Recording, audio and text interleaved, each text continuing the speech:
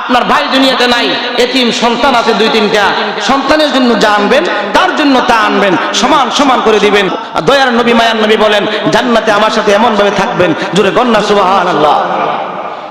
কারণ এতিমদেরকে আমার নবী অনেক ভূমিকা দিতেন, অনেক ভালোবাসতেন।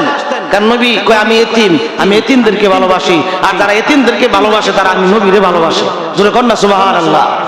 যখন ইসলামের প্রথম যুদ্ধ, বদরের যুদ্ধ 17 রমাদান হয়েছিল, আর ওই বছর আপনার রোজা ফরজ হয়েছে, ওই বছর ঈদের নামাজে আমার নবী নামাজ পড়াবে, খুতবা নিয়ে দাঁড়াবে। এমন সময় একটা ঈদের নামাজ পড়বে, পড়ার পূর্ব মুহূর্তে এমন সময় দেখে মসজিদের সামনে একটা ছোট বাচ্চা চোখের পানি ছেড়ে ছেড়ে কাঁদতেছে, শরীরে উস্কু কুস্কু ভাব, তার শরীরে কাপড় চোপড় নতুন নেই, পুরাতন কাপড় পরে। আমার নবী আবু বকর যায়, দেখো তো কান্দে কেন, দৌড় মারছে, কান্দে কেন? ছোট বাচ্চাটা চোখের পানি ছেড়ে বলে, ও আবু বকর সিদ্দিক, আপনারে তো আমার আব্বারে যুদ্ধে নিয়েছেন, আপনি আর আপনার নবী মিলে আমার আব্বারে বদরের যুদ্ধে নিয়ে গেছেন, আমার আব্বা বদরের যুদ্ধে শহীদ হয়ে গেছে। আজকে ঈদের দিন আপনারা নতুন জামা কাপড় পরে আসছেন, আমি আমার ফ্যামিলির মধ্যে সবার বড়, আমার আব্বা নাই, আমরা এতিম, এই জন্য আমরা নতুন জামা কিনতে পারে নাই। সবার নতুন জামা দেখে আমার চোখে পানি সামলে রাখতে পারলাম না। এই সংবাদ যখন আমার নবীকে বললেন, আমার নবী কই সাহাবীরা নামাজ একটু দেরিতে হবে, আজকে নামাজ একটু দেরিতে হবে, আমি এই এতিমের জন্য মদিনা মার্কেট থেকে নতুন জামা কিনে দিব, এরপরে ঈদের জামাত হবে, জোরে কন্যা সুবহানাল্লাহ। নবীজি এতিমের কত গুরুত্ব দিয়েছেন, সেদিকে আলোচনা করতে গেলে অনেক সময় দরকার। যাই হোক, ইনশাআল্লাহ পরবর্তীতে করব। এরপরে আল্লাহ পাক রব্বুল আলামিন বলেন, ওয়া আম্মাস-সাইলা ফালা তানহার। ও বন্ধু, যারা আপনার কাছে চাই, মানে গরিব মিসকিন, যারা আপনার কাছে ভিক্ষুক আসে, ভিক্ষা চাই, তাদেরকে আপনি তুচ্ছ তাচ্ছিল্য করেন না, গড় ধাক্কা দিয়ে বের করে দিয়েন না। আমরা অনেক সময় দেখা যায় ব্যবসার কাছে ঝামেলায় থাকলে যদি আপনার গরিব মিসকিন ভিক্ষে চাই, ধরো মিয়া তোমরা লেগে আর ব্যবসাটি করতে পারলাম না, ধমক দিয়ে আমরা তাড়াইয়া দেই। আল্লাহ কই এমন ভাবে ধমক দেওয়া যাবে? যাবে? ধমক দিয়ে তাড়াই দেই। অনেক সময় আমাদের গাড়িগুলি যখন আপনার জামের মধ্যে আটকা লাগে, এই সময় আপনার গ্লাসের মধ্যে থ্রুকা দেই, স্যার আমি বড় কষ্টে আছি স্যার, আমার একটু দান করেন।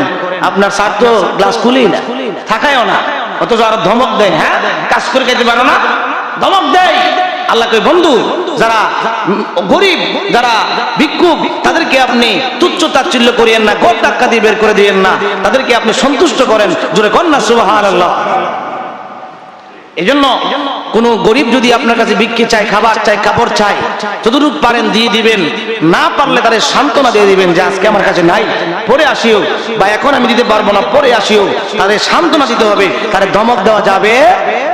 এরপরে আল্লাহ পাক রব্বুল আলামিন বলেন, ওয়া আম্মা বিনি'মাতি রাব্বিকা ফাহাদ্দিস। ও বন্ধু, আপনাকে আমি যে নিয়ামতগুলি দিয়েছি, এই নিয়ামতগুলি আপনি প্রকাশ করেন, বারবার মানুষের কাছে বলেন, বারবার মানুষের কাছে মানে প্রকাশ করেন। আপনারা যে নিয়ামত দিলাম, নিয়ামতগুলির বর্ণনা দেন, জোরে কন্যা সুবহানাল্লাহ। নিয়ামতগুলির বর্ণনা, আপনার এই আল্লাহ পাক সম্পদ দিয়েছে, এটা নিয়ামত। আপনার আল্লাহ পাক 5টা সন্তান দিয়েছে, এটা নিয়ামত। কি কি কি কি এটা নিয়ামত। আপনার আল্লাহ পাক ভালো রেখেছেন, এটা নিয়ামত। এগুলি মানুষের কাছে প্রকাশ করা। কিন্তু আমাদের অভ্যাস হলো সম্পদ যদি বিষয়টি লুকিয়ে রাখি, কারণ আরেকজন শুনলে আমার সমস্যা হবে। কি হবে? সমস্যা হবে। সম্পদের মালিক আল্লাহ বানাইছে, এগুলি মানুষের কাছে প্রকাশ করা। আল্লাহ বলতেন এগুলি তোমরা প্রকাশ করো, করলে নিয়ামতের শুকরিয়া করলে, এবং নিয়ামত আমি দিয়েছি এটা শুকরিয়া আদায় করো। তোমরা এত এত দিয়েছি, এগুলার জন্য তুমি আল্লাহর শুকরিয়া আদায় করো। আল্লাহ পাক যেভাবে বলছে চলার জন্য সেভাবে চলো, এগুলার তাকাব্বুরি করিও না। দেওয়ার মালিক আল্লাহ, আবার নিয়ে যাবো আল্লাহ, এগুলার শুকরিয়া আদায় করো, নিয়ামতের শুকরিয়া আদায় করো। নিয়ামত আল্লাহ পাক দিয়েছে, শুকরিয়া আদায় করা দরকার আছে না নাই? এই নিয়ামত আল্লাহ দিয়েছে, সংসার বলেন, সম্পদ বলেন, ছেলে মেয়ে বলেন, এগুলিকে ভালো কাজে লাগাতে হবে। এই সম্পদ ভালো কাজে লাগাতে হবে।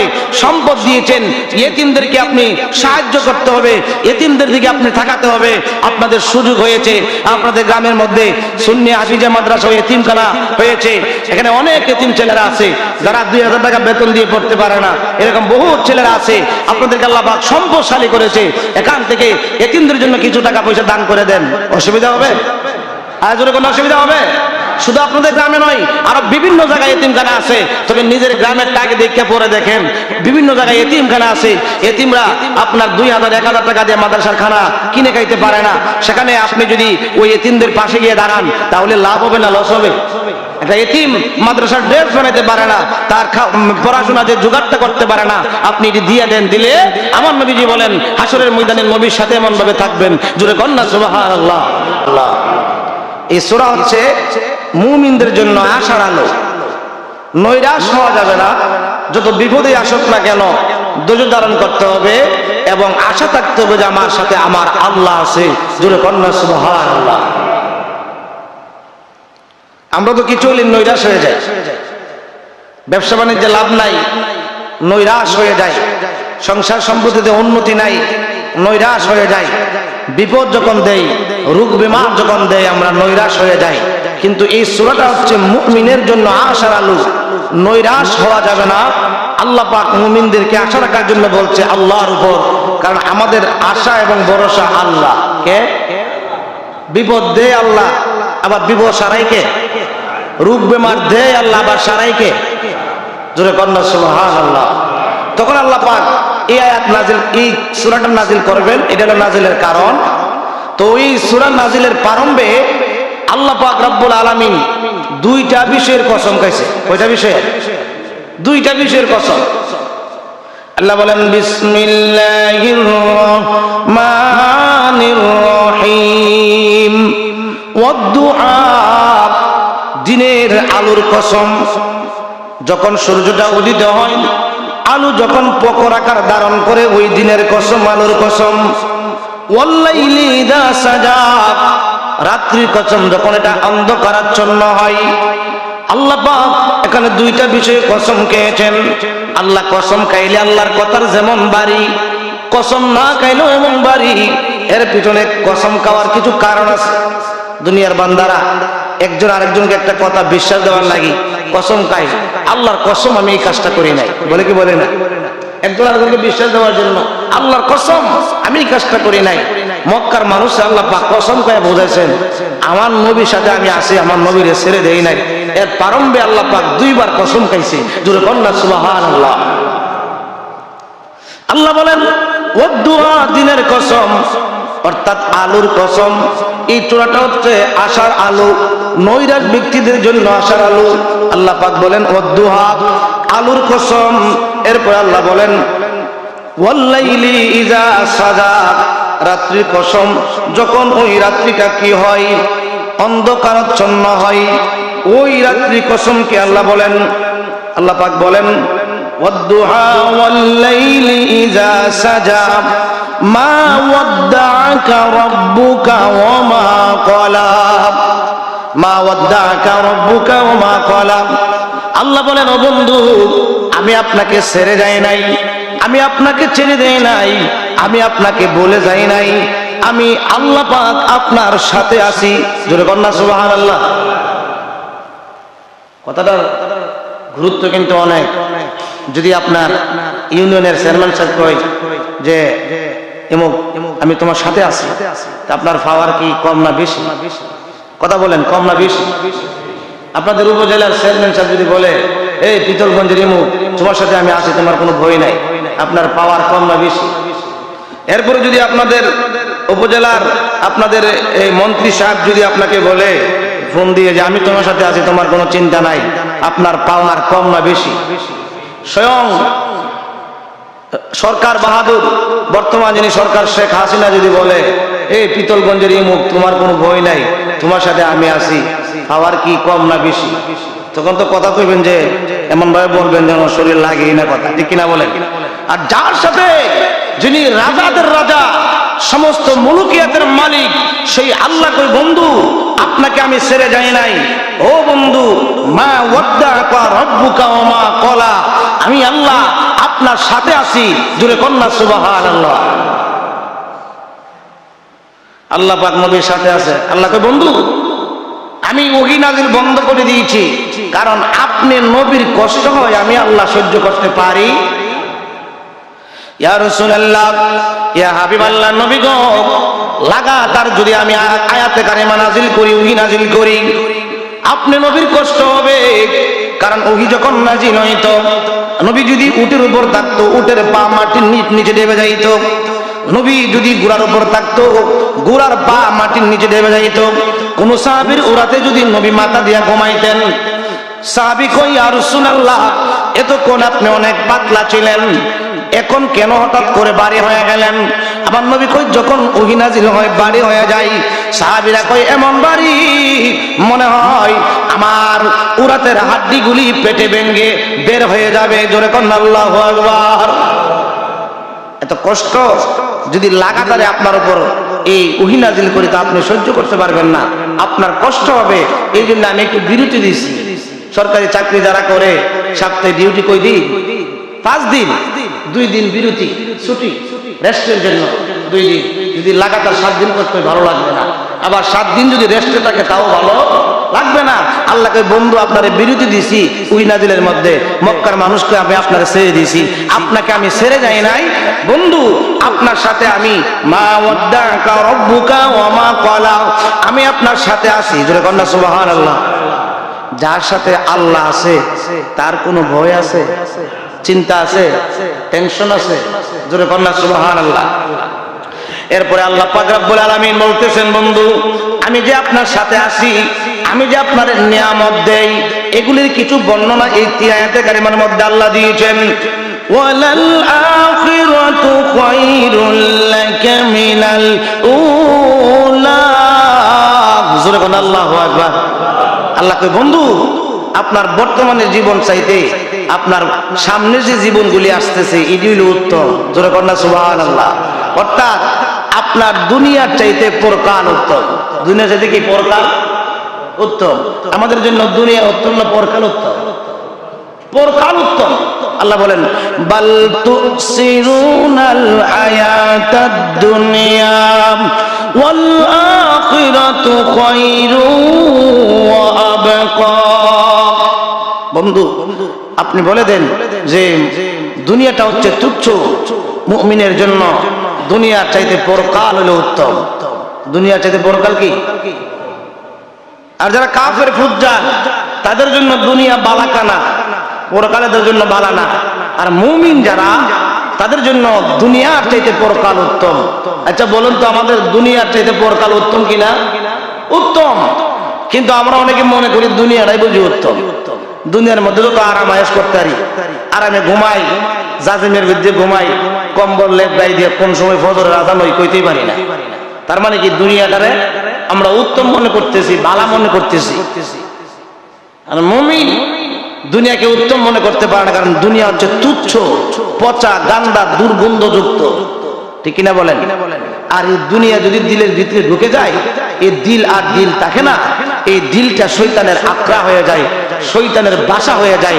শয়তান বলবে এ বেটা ফজর আযান বসে কি হয়েছে, ঘুমা বেটা, অনেক ঘুম হইলো মজার ঘুম। ঠিক কিনা বলেন? এই জন্য মুমিন দুনিয়াকে প্রাধান্য দিতে পারে না, মুমিন প্রাধান্য দিবে পরকালকে। জোরে কন্না সুবহানাল্লাহ। আল্লাহ কয় বন্ধু আপনার দুনিয়ার চাইতে পরকাল উত্তম, আপনার মক্কার চাইতে মদিনা উত্তম। জোরে কন্না সুবহানাল্লাহ। মক্কা চাইতে কি মদিনা? সংক্ষেপ করতেছে কারণ এক একটা আয়াতের তাফসীর করতে গেলে অনেক সময় দরকার। আল্লাহ পাক রব্বুল আলামিন বলেন ওয়ালা সাওফা ইউতিকা রাব্বুকা ফাতারদা। ওই যে কাফেররা কইছে আপনার আল্লাহ ভুলে গেছে, নবীর মন কষ্ট, নবীর মনে মনে সান্ত্বনা দেওয়ার জন্য আল্লাহ সঙ্গে সঙ্গে নবীর যেগুলি দিয়েছে এগুলির কথা বলতেছে। ওয়ালা সাওফা ইউতিকা রাব্বুকা ফাতারদা। ও বন্ধু আমি আপনারে এমন এমন দিব, এত কিছু দিব, আপনারে সন্তুষ্ট করে দিব, আপনার মন অসন্তুষ্ট থাকবে। আমি আল্লাহ এটা চাই না, যা দিলে আপনি সন্তুষ্ট হবেন এমন এমন দিব, আপনারে আমি সন্তুষ্টি বানায়া দিব। জোরে কন্না সুবহানাল্লাহ। নবীর মনে যখন দুঃখ থাকে নবীর সুখ দিয়া দেখে, জোরে কন্না কে? মক্কার জীবনে ইসলামের দাওয়াত দিচ্ছে, গোপনে গোপনে দাওয়াত দেয়, প্রকাশে দিতে পারে না। নবীর মনে বড় দুঃখ কষ্ট, হারে যদি প্রকাশে দাওয়াত দিতে পারতাম। নবীজি তাহাজ্জুদের নামাজ পড়ে আল্লাহর দরবারে দুহাত বাড়ান, আল্লাহ ও আল্লাহ মক্কার জীবনে আমি গোপনে গোপনে দাওয়াত দেই, আমার বড় কষ্ট, আপনি দুই সিংহ পুরুষ, দুইজনের মধ্যে থেকে একজন, ওই তো আবু জাহেল নাইলে উমর, দুইজনের মধ্যে একজন ইসলামের মধ্যে কবুল করেন। জোরে কন্যা সুবহানাল্লাহ।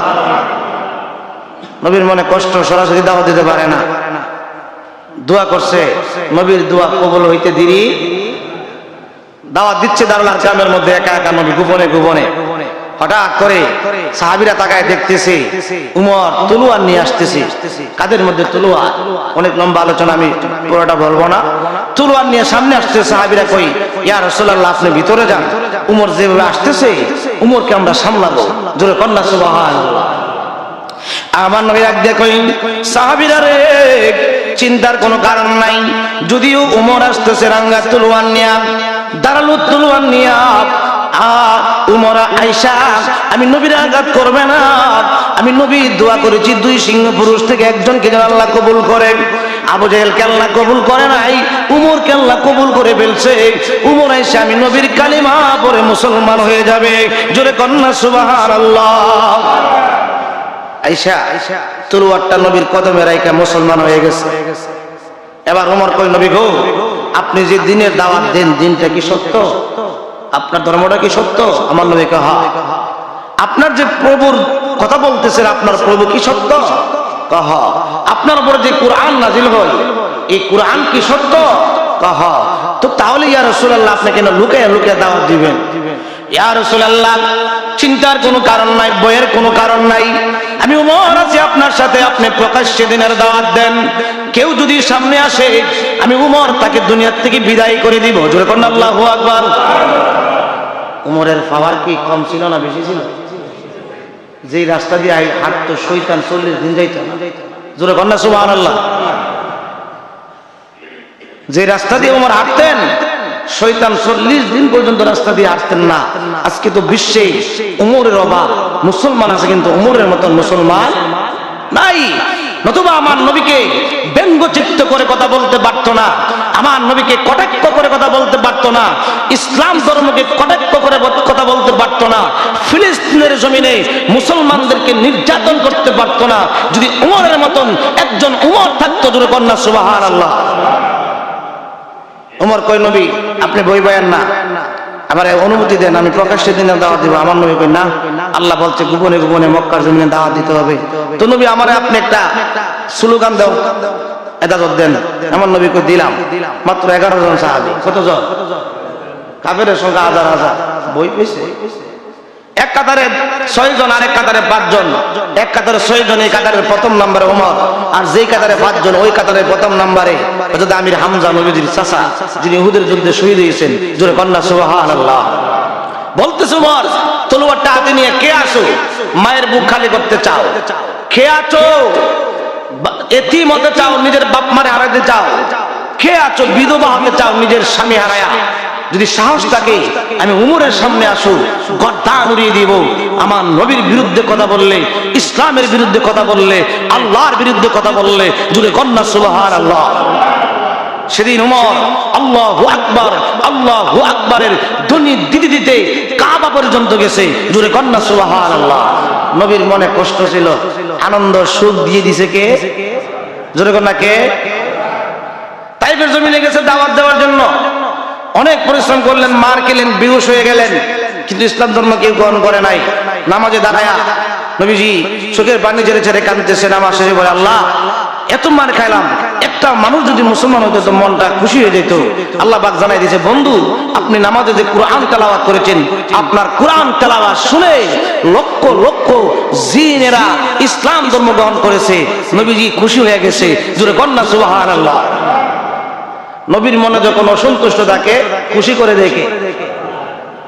কোন তাইফের মানুষ ইসলাম ধর্ম গ্রহণ করে না, অসুবিধা নেই। নবী গো আপনার কোরআন তেলাওয়াত শুনে লক্ষ লক্ষ জিন জাতি ইসলাম ধর্ম গ্রহণ করছে। জোরে কন্যা সুবহানাল্লাহ। মক্কা ছেড়ে নবীজি মদিনায় চলে যায়। যাওয়ার পথে নবী মক্কার দিকে বারবার তাকায়, চোখের পানি ছেড়ে ছেড়ে কান্দে, আর বলে আবু বকর আমি তো মক্কা ছেড়ে যাইতাম না, মক্কা আমার জন্মভূমি, মক্কা আমার মার দেশ, বাবার দেশ, মক্কা কানায় কাবা। মক্কার মানুষ যদি আমাকে কষ্ট না দিত, নির্যাতন না করত, আমি মক্কা ছেড়ে যাইতাম না। নবীজি কান্দে, নবীর মনের মধ্যে কষ্ট, নবীর মনে দুঃখ, মায়ের দেশের দিকে বারবার ফিরে চাই। কিন্তু কি আশ্চর্য কারবার, যখন নবী মদিনায় গেল, মদিনার আবাল বৃদ্ধ বনিতা ছোট বড় সবাই নবীকে রিসিপশন দেওয়ার জন্য অনেক দূর আগায়া রইছে। তারা আমার নবীকে দেখার পরে বলতেছে তালাআল বাদরু আলাইনা, জোরে কোন আল্লাহু আকবার। নবীর মনে দুঃখ, কিন্তু মদিনার মানুষের রিসিপশন দেখে আমার নবী খুশি হয়ে গেছেন। দুঃখ থাকলে আমার নবীরে খুশি করে দেখে। ও বন্ধু, আপনাকে এমন এমন দিব, ওয়ালা সাউফা ইউতিকা রাব্বুকা ফাতারদা, আপনারে খুশি করে দিব, আপনার মন সন্তুষ্ট করে দিব দুনিয়াতে এবং পরকালে। আমার নবীরে দুনিয়াতে আল্লাহ খুশি করে দিছে, পরকালেও আমার আল্লাহ নবীরে খুশি করে দিছে। কারণ একমাত্র সর্বপ্রথম আপনার সুপারিশের অধিকারী দিছে নবীকে, আর কাউকে আল্লাহ দেয় নাই। জোরে কন্যা সুবহানাল্লাহ। সমস্ত নবীর একটা দোয়া দিছে আল্লাহ, যে দোয়াটা গ্রান্টেড, সব নবীরা সেই দোয়া করে ফেলছে, কিন্তু আপনি আমার নবী উম্মতের কান্ডারি, সেই দোয়াটা করে নাই। হাসরের ময়দানে বলবে আল্লাহ ইয়া রব্বি হাবলি উম্মতি, আল্লাহ বলবেন হে জিবরাইল আমার বন্ধু কান্দে কেন? বন্ধু না উম্মতের দেওয়ানা, চতুর্দিক দিয়ে উম্মতেরা গ্রাও করে রাখছে, আমার বন্ধু কান্দতেছে, কারণ কি? আল্লাহ আপনার বন্ধু ইয়া রব্বি হাবলি উম্মতি। আল্লাহ বলবেন বন্ধু ইরফা রাসাকা, আপনার মাথা উত্তোলন করেন, ও সাল তুতা, আপনি যত খুশি তত চান, ইসফা তুসাফা, আপনি যাকে খুশি তাকে সুপারিশ করেন। বুখারী শরীফের হাদিস, আমার আল্লাহ কই যত খুশি তত সুপারিশ করেন। জোরে কন্যা সুবহানাল্লাহ। সবার মন দুঃখ, আমার নবীর মন দুঃখ, আমার নবীর মনের মধ্যে সুখ দিয়া দেখে আল্লাহ পাক রব্বুল আলামিন বলেন আলাম ইয়াজিদকা ইয়াতীমান ফাআওয়া, বন্ধু আপনাকে আমি এতিম অবস্থায় পেয়েছি, কিন্তু আপনার লালন পালনের দায়িত্ব আমি আল্লাহ গ্রহণ করেছি। জোরে কন্যা সুবহানাল্লাহ। দেখবেন দুনিয়াতে যদি কোনো মহিলার স্বামী গর্ভে সন্তান রেখে মারা যায়, ফ্যামিলির লোকেরা অপবাদ দেয় তুমি অপয়া, তোমার কারণে আমার ফুলাটা মেরে গেছে। সন্তানটা দুনিয়া আসলে মহিলারা বিভিন্ন অপবাদ দিয়া স্বামীর বাদ থেকে তাড়ায়া দেয়।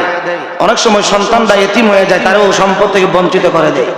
আল্লাহকে বন্ধু আপনারা আমি এতিম পেয়েছি, কিন্তু আপনার লালন পালনের দায়িত্ব আমি নিছি। আপনার যখন 5-6 বছর বয়সে 6 মাস গর্ভে ছিলেন, আপনার আব্বা দুনিয়াতে বিদায় হয়ে গেছে, আপনি আসার পরে আপনার দায়িত্ব কেমনে গ্রহণ করবে, কে আপনার লালন পালন করবে, সব ব্যবস্থা আমি আল্লাহ করে দিছি। জোরে কন্যা সুবহানাল্লাহ। আপনার মনে কষ্ট নেওয়ার কোনো কারণ নাই। আপনার আম্মা যখন বিদায় হয়ে গেছে 5 বছর মতন ধরে, 6 বছর বয়সে আপনার দাদা আপনার দায়িত্ব নিছে। আপনার দাদা চলে যাওয়ার পরে আপনার চাচা আবু তালিবকে আপনার দায়িত্ব দেয়া গেছে, আপনার চাচা আপনার দায়িত্ব পালন করবে। জোরে কন্যা সুবহানাল্লাহ। নবীজির চাচা আবু তালেব এমন ভাবে দায়িত্ব পালন করছে, আমার নবীর কাছে আবু তালেবের কাছে মক্কার নবীজির দিনের দাওয়াত দেওয়া শুরু করলেন। আবু জেহেল, আবু লাহাব, উতবা, শাইবা কয় এই আবু তালেব জানো তোমার ভাতিজা যে বাড়াবাড়ি করতেছে আমাদের কিন্তু সহ্য হচ্ছে না, তোমার ভাতিজারে একটু থামায়া দিও, তাহলে কিন্তু অসুবিধা হবে। আবু তালেব কিছু কই না, আমার আব্বা দায়িত্ব দিয়ে গেছে, বললে আমার ভাতিজা কষ্ট পাবে। কয়েকদিন পরে সব সূত্রের নেতা বেতা নিয়ে আবু জাহেল উপস্থিত। তোমার ভাতিজার যদি তুমি না সামলাও, না দমন করো, তাহলে তোমার ভাতিজারে কিন্তু দুনিয়া থেকে শেষ করে দিব। তো আবু তালেব চিন্তা করলো এত বড় একটা কথা ভাতিজাকে জানাতে হয়। যখন নবীজি দিনের দাওয়াত দিয়ে আসলেন বাড়িতে, ভাতিজা মুহাম্মদ শোনো, আজকে মক্কার সমস্ত কওমের সর্দাররা আমার কাছে আসছিল, তুমি যে দাওয়াতি কাজ করতেছো এটা একটু কমায়া করো, তাদের ভালো লাগতেছে না, তারা সবাই তোমার সূত্র হয়ে গেছে, কোন সময় না জানে তোমার দুনিয়া থেকে বিদায় করে দেয়। আমার আপনার নূরের নবী বলছিল চাচা এই বই আমার দেখায়েন না, আবু জাহিল্লার বই আমি পাই না, আবু লাহাবের বই পাই না, আবু তালেবের বই পাই না, আমি মক্কার কোন মানুষের বই পাই না, কারণ আমি নবীর সাথে স্বয়ং আল্লাহ আছে। এই মক্কার মানুষ কেন, তামাম দুনিয়ার মানুষ সব যদি আমার বিরুদ্ধে চলে যায়, আমি নবী যদি একা থাকি, এরপর আমার নবীর কিছু আসে যায় না, আমি নবীর সাথে আমার আল্লাহ আছে। জোরে কন্যা সুবহানাল্লাহ। তো নবীজি সাল্লাল্লাহু আলাইহি ওয়াসাল্লামকে আল্লাহ পাক রব্বুল আলামিন বলেন আপনাকে ইতিম পেয়েছিলাম, আপনার লালন পালনের দায়িত্ব আমি আল্লাহ নিয়েছি। ওয়াজাদাকা দাল্লান ফাহাদা, ও বন্ধু আপনি পথ খুঁজতেছিলেন, আপনাকে আমি সঠিক পথের সন্ধান দিয়েছি, আমি আল্লাহর দিকে আপনাকে পথের সন্ধান দিয়েছি, আপনার এই অজানা তথ্য আমি আল্লাহ জানিয়েছি। জোরে কন্যা সুবহানাল্লাহ। এরপরে আল্লাহ পাক রব্বুল আলামিন আমার দয়ার নবী মায়ার নবী বলতেছেন ওয়াজাদাকা ইলান ফাআগনা। ও বন্ধু, তিনটি আশার আলোর মধ্যে 3 নম্বর যে আশার আলোটা, বন্ধু আপনি তো গরিব ছিলেন, আপনি তো অসহায় ছিলেন, আপনার স্বয়ং সম্পত্তি ছিল না, আপনারে আমি ধনী বানায় দিছি। জোরে কন্যা সুবহানাল্লাহ। এখানে ফাআগনার তাফসীর বিভিন্ন তাফসীরের মধ্যে সরাসরি ফাআগনা দিয়া বোঝাচ্ছেন খাদিজাতুল কুবরা রাদিয়াল্লাহু তাআলা আনহা। জোরে কন্যা সুবহানাল্লাহ। বন্ধু আপনি অসহায় ছিলেন, ওয়াজাদাকা ইলান ফাআগনা, আপনি অসহায় ছিলেন, আপনার টাকা পয়সা ছিল না, আপনারে আমি আল্লাহ ধনী বানাই দিছি। জোরে কন্যা সুবহানাল্লাহ। আমাদের যখন বিপদ আসে আমরা কিন্তু ধৈর্য হারা হয়ে যায়। আমার নবী ধৈর্য হারা হয়ে যায়, বন্ধু আপনার সাথে আমি আল্লাহ আছি, আমি আল্লাহ আপনারে অনেক নিয়ামত দিয়েছি। জোরে কন্যা সুবহানাল্লাহ। আপনি গরিব ছিলেন, আপনারে ধনী বানাই দিছি। খাদিজাতুল কুবরার বাড়িতে আমার নবীজির কাজ, বকরি রাখালি করে। কি করবে? বকরি রাখালি। সব নবী রাসূলদেরকে আল্লাহ বকরি রাখালি করেছে। এই বকরি রাখালির মধ্যে অনেক ধৈর্যের শিক্ষা। কারণ বকরিটা এমন জিনিস, বৃষ্টিপাত হলে দিনের তার বেশি সমস্যা, ওরে টানবেন বাহিরের দিকে, ও আপনার টানবে ঘরের ভিতরের দিকে। তারা সব নবী রাসূলদের দিয়ে আল্লাহ বকরি রাখালি করেছে। আমার নবীজি খাদিজাতুল কুবরার বাড়িতে বকরি রাখাল অনলি ওয়ান, একজন। অথচ খাদিজাতুল কুবরার এত বকরি, এত উট ছিল, 4 জন 5 জনও সামলাতে পারে না। তো আবু তালেব যায় বলতেছে আমার ভাতিজা একলাই পারবে। জোরে কন্যা সুবহানাল্লাহ। খাদিজাতুল কুবরা বলেন এটা কেমন রাখাল, একা একা এত বকরি কেমনে সামলাবে, একটু দেখি। দূর থেকে দেখতেছি, সকালবেলা নবীজি বকরি ঘরে ঢুকলেন, হাজার হাজার বকরি। খাদিজাতুল কুবরা মক্কার সবচেয়ে শ্রেষ্ঠ ধনী। এবার দেখতেছে যখন মুহাম্মদ সাল্লাল্লাহু আলাইহি ওয়াসাল্লাম ঘরে ঢুকছে, বকরিগুলি মাথা নোয়া নোয়া নবীর সালাম করতেছে। জোরে কন্যা সুবহানাল্লাহ। আর মানুষের মতন কথা বলতেছে, ইয়া রাসূলুল্লাহ, ইয়া হাবিবাল্লাহ, নবী গো, যদিও মক্কার মানুষ আপনাকে চিনতে পারে নাই, খাদিজা আমাদের মনিব আপনাকে চিনতে পারে নাই, আমরা চিনেছি আপনি আখিরি নবী রাহমাতুল লিল আলামিন। ইয়া রাসূলুল্লাহ, আপনি আমাদের রাখাল, আপনি এই কথাটা আমাদের বলতে আপনার বড় কষ্ট লাগতেছে। ও ইয়া রাসূলুল্লাহ, এর মধ্যে আপনার অনেক কল্যাণ নিহিত রয়েছে। নবী গো, অন্যান্য রাখালেরা আমাদের পিছনে থাকতো, আমরা তাদের সামনে থাকতাম, আমাদেরকে হাঁকায় হাঁকায় মাঠে নিয়ে যাইতো। ইয়া রাসূলুল্লাহ, ইয়া হাবিবাল্লাহ, আপনি নবী সামনে সামনে থাকবেন, আমরা আপনার পিছনে পিছনে আসবো, আমরা বকরি উট দুম্বা ডাইনে যাব না বামে যাব না, আপনি যেমনে যান আমরা এমনে যাব, অর্থাৎ আপনি নবীর সামনে আমরা বেয়াদবি করব না। জোরে কন্না আল্লাহু আকবার। খাদিজা কই কিরে, কি রাখাল দিল আবু তালেব, এটা সাথে দি বকরি উটে কথা কয়। জোরে কন্না সুবহানাল্লাহ। 4 জন 5 জনে হাঁকায় নিতে পারে না। এই বকরিগুলি মুহাম্মদ সামনে যাচ্ছে, আর বকরিগুলি উটগুলি দুম্বাগুলি বরাবর যাচ্ছে, একটা ডাইনও জানা বামেও জানা। এতদিন 5 জন 6 জনই নিতে পারে না, এটা এমনি নিলে হেমনে যায়, ব্যাপারটা কি? জোরে কন্যা সুবহানাল্লাহ। এবার যাইতেছে যাইতেছে খাদিজাতুল কুবরা কয় আশ্চর্য কারবার। তিনি ছাদের উপর উঠলেন, দেখি 4 জন 5 জন রাখাল আমার বকরিগুলি সঠিকভাবে বাড়িতে আনতে পারে না, সীতাবাগে একটা না 2টা খেয়ে ফেলে। আজকে দেখি একা একা মুহাম্মদ কেমন আমার বকরিগুলি মাঠের মধ্যে ছড়াই। এবার আমার নবীজি মাঠের মধ্যে গেলেন, সমস্ত উট বকরি দুম্বাগুলি চতুর্দিক দিয়ে আমার নবীরে মাঝখানে ফেলে বলতেছে, ইয়া রাসূলুল্লাহ, ইয়া হাবিবাল্লাহ, নবী গো, অন্যান্য রাখালেরা আমাদের পিছনে গুড় গুড় করে ঘুরতো, আপনি নবী ঘুরবেন, এটা আমাদের বেয়াদবি হবে। আপনি গাছতলাটার মধ্যে বসে থাকেন, আমরা সারাদিন আমরা গাছ পানি খেয়ে পেট ভরে যখন সময় হবে বাড়িতে যাওয়ার, আপনি নবীর পাশে দাঁড়াবো। যেমন ভাবে আমাদেরকে ঘর থেকে নিয়ে আসছেন, এমন ভাবে আবার আপনি আমাদেরকে ভিতরে নিয়ে যাবেন। জোরে কন্যা সুবহানাল্লাহ। খাদিজাতুল কুবরা সারাদিন আর খাওয়া দাওয়া নাই, দেখতেছে কি করে, যে গাছের নিচে বসা, হঠাৎ করে দেখি গাছের রৌদ্র ছায়াটা সরে গেছে, মেঘমালা এসে একটা ওনার উপর ছায়া দিচ্ছে। জোরে কন্যা সুবহানাল্লাহ। বন জঙ্গলের পশু পাখি এসে বাতাস করতেছে, অজগর সাপ এসে পিছন দিক দিয়ে বাতাস করতেছে। জোরে কন্যা সুবহানাল্লাহ। খাদিজাতুল কুবরাকে আশ্চর্য কারবার, কারে চাকরি দিলাম?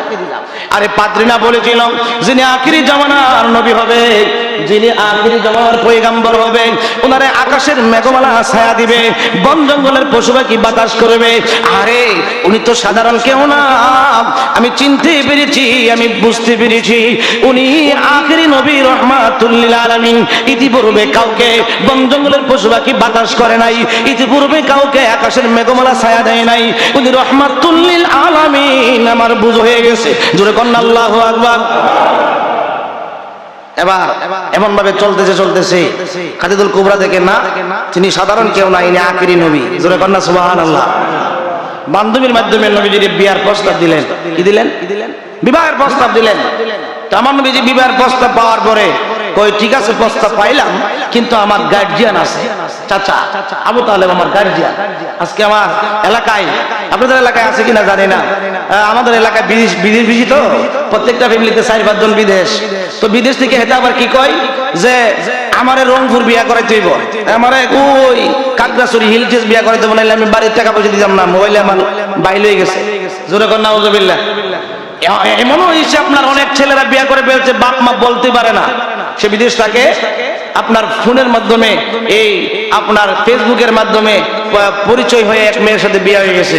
আসলে দেখা গেল আমাদের সমাজে আগেকার যখন বিয়ে হইতো মা বাপ মারা গিয়ে দেখতো তাদের পূর্বপুরুষরা ঠিক আছে নি, বংশধর ঠিক আছে নি, কেমন কি আছে বিষয়। এখন দেখা গেল নিজে নিজে বিয়ে করে লেছে, কারণ মেয়ে বলছে আমার এই আছে সে আছে অনেক কিছু। আর আমার দয়ার নবী মায়ার নবীকে খাদিজাতুল কুবরা, যিনি আপনার মক্কার শ্রেষ্ঠ ধনী, ওই মহিলা বিয়ার প্রস্তাব দেওয়ার পরে কই আমার গার্জিয়ান আছে, জোরে কর না সুবহানাল্লাহ। গার্জিয়ান জানায়, গার্জিয়ানের পরামর্শ করে বিয়ে করে, এটা আমার নবীর সুন্নাত। আজকে যুবকেরা কাম সেরা ফেলে, গার্জিয়ানের চিন্তা করে না, বউই না বাড়িতে উঠে 2-4 মাস পরে তো কাম সেরা লাইছে। এটা ভালো না খারাপ? এরকম ভাবে যারা বিয়ে শাদী করছে দেখবেন শান্তি নাই, কি নাই? শান্তি নাই। কারণ বাপ মার বুদ্ধি আর তার বুদ্ধি তো সমান না, সমান হতে পারে? শুধু মানুষ বুঝি বিয়ে করে ফেলছে অনেক দূরে, দেশের এক প্রান্ত থেকে আরেক প্রান্তে, মরলে যাইতে পারতো না, ঠিক কিনা বলেন? আমার নবীকে আমার গার্জিয়ান আছে, কি আছে? গার্জিয়ান। তো আমার নবীজি চাচারে বল, চাচা মনে বিষয় কি কও, এত বড় ধনেক্ট মহিলা প্রস্তাব দিছে, আর কোনো কথা আছে? নবীজি রাজি হইলেন চাচার কথা মতে, বিয়ের পিড়িতে বসবেন, এমন সময় সব অনুষ্ঠান শেষ, বিয়ে হবে। আমার নবী কই না আমি বিয়ে করব না। খাদিজাতুল কুবরা কই কেন করবেন না? আমার নবী কই ও খাদিজা, তুমি মক্কার শ্রেষ্ঠ ধনী, আমি যদি তোমারে বিয়ে করি মক্কার মানুষ তোমাকে কটাক্ষ করা কথা বলবে, তোমাকে বিভিন্ন টিটকারি মস্কারি করবে, আমি রাসূলকেও টিটকারি মস্কারি করবে, সহ্য করতে পারবো না। খাদিজা কই ইয়া রাসূলুল্লাহ, ইয়া হাবিবাল্লাহ, নবী গো আমার ধন সম্পদ যা ছিল সব আপনার নামে লিখে দিলাম, ইয়া রাসূলুল্লাহ এখন আমার কিছু নাই, আপনারে সব দিয়ে দিলাম, আপনি শ্রেষ্ঠ ধনী, আমি হইলাম গরিব, আমি গরিব, আমারে বিয়ে করেন। দোনো দোনো দোনো যা ছিল চরণে সব সঁপে দিল, নবীর প্রেমে নবীর মহব্বতে দন দৌলত সম্পদ যা ছিল সব নবীর প্রেমে দান করে দিছে, জোরে কন্না আল্লাহু আকবার। নবীরে আপনের আপন বানাইছে, সব ছেড়ে দিয়া, জোরে কন্না সুবহানাল্লাহ। আমার আল্লাহ কই বন্ধু আপনি তো গরিব ছিলেন, আপনারে ধনী বানাই দিছি, ফাগনা, জোরে কন্না সুবহানাল্লাহ। এই খাদিজাতুল কুবরার সম্পদ পেয়ে আমার নবীজি দিনের দাওয়াত দিয়েছেন, আপনার ইসলামকে ভগবান করেছেন। এরপরে আল্লাহ পাক রব্বুল আলামিন আমার দয়ার নবী মায়ার নবীকে 3টা কর্মসূচি দিয়েছে। এই 3টা কর্মসূচির জন্য এই সূরাটা তাফসীর আজকে করলাম। এই 3টা কর্মসূচি আমাদের জীবনে অত্যন্ত গুরুত্বপূর্ণ, ঠিক কিনা বলেন? অত্যন্ত গুরুত্বপূর্ণ। প্রথম নাম্বার কর্মসূচি আল্লাহ বলেন ফাআম্মাল ইয়াতীমা ফালা তাকহার।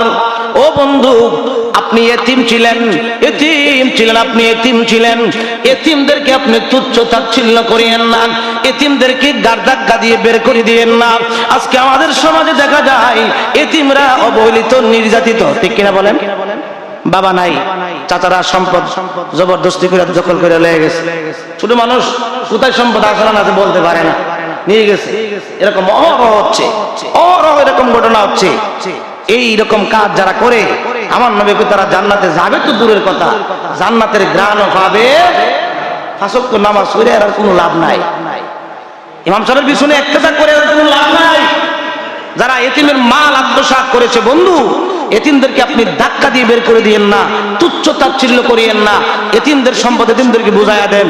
আমার নবীজি বলেন ওই ঘরটাই উত্তম ঘর যেই ঘরে এতিম মর্যাদা পায়, আর ওই ঘরটাই নিকৃষ্ট ঘর দুনিয়ার মধ্যে যেই ঘরে এতিম শান্তি পায় না। ঠিক কিনা বলেন?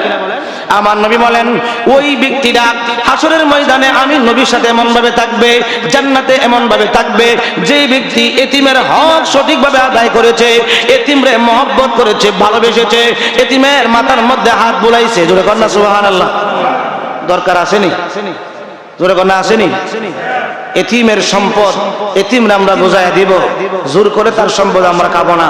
এতিম সম্পদশালী, তার সম্পদের দরকার নাই, তার সম্পদ যথেষ্ট আছে, এরপরে তার মাথার মধ্যে হাত বোলান, তারে আদর করেন, মহব্বত করেন। যে ব্যক্তিরা মহব্বত করবে, নবী কয় জান্নাতে সেই ব্যক্তিরা আমার সাথে এমন ভাবে থাকবে। আজকে সমাজে এতিমরা অবহেলিত, এতিমরা তুচ্ছ। আপনার নিজের সন্তানের জন্য মজার বিভিন্ন জিনিস ফল ফলাদি নিয়ে আসছেন, আর এতিম সন্তানটা থাকায় কান্দে।